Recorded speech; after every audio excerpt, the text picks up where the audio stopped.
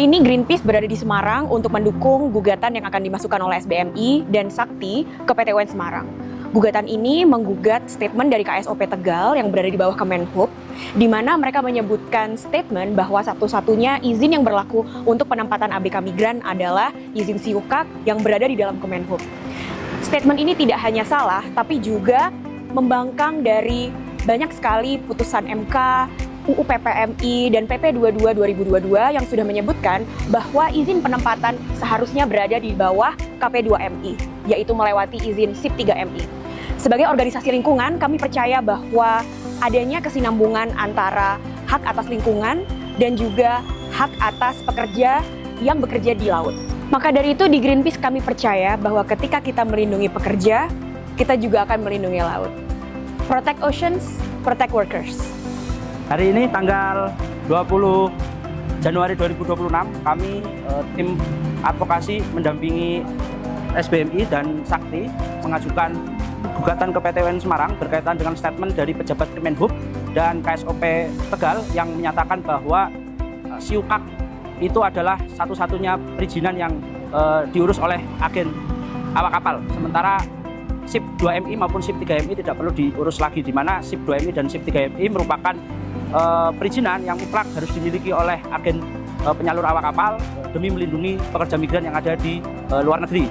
Kami mengajukan gugatan berdasarkan statement itu, dan kami juga telah menempuh berbagai upaya administratif, baik keberatan kepada pejabat yang bersangkutan maupun banding kepada atasan pejabat yang bersangkutan, tapi tidak ada penyelesaian yang memuaskan yang kami terima dari Kemenhub. Maka dengan ini kami menyatakan keberatan protes dengan mengajukan gugatan ke PT UN Semarang. Gugatan ke PT UN Semarang merupakan komitmen kami. Kami menilai bahwa pernyataan atau statement tersebut tidak boleh dibiarkan karena statement tersebut merupakan bentuk pembangkangan dari Kemenhub dan bentuk penyesatan yang dilakukan oleh Kemenhub kepada publik, sehingga perlindungan pekerja migran yang ada di luar negeri khususnya berkaitan dengan awak kapal menjadi tidak terlindungi.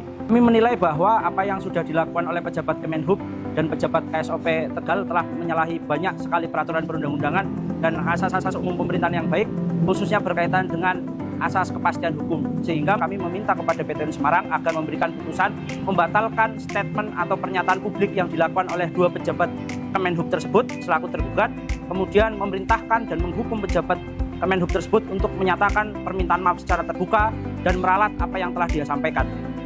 Hal ini menjadi penting supaya masyarakat menjadi tidak kabur pendapatnya. Masyarakat menilai bahwa yang menjadi perizinan tunggal adalah SIP 3MI yang dikeluarkan oleh Kementerian Perlindungan Pekerja Migran.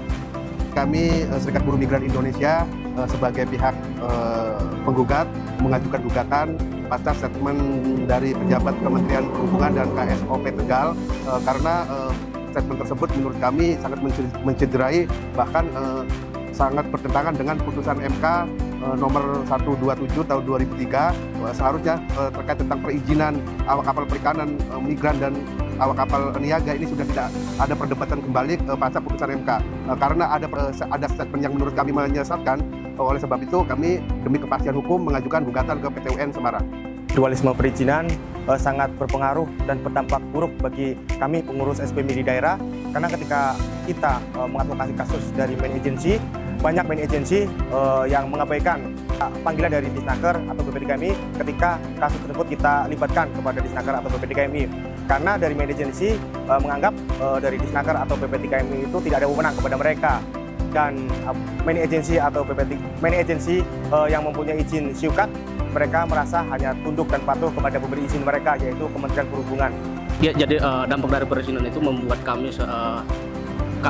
saya sendiri selaku mantan awak kapal perikanan migran yang terdampak dengan salah satu korban TPPO ya, karena memang perizinan itu dari Kemenhub itu tidak mengatur dengan aturan-aturan yang di atas kapal gitu, sehingga kami itu memang diberangkatkan kalau di prosesnya kita lihat secara prosedural, namun ketika kita sampai di negara penempatan itu tidak ada pengawasan atau bahkan tidak ada pengesahan.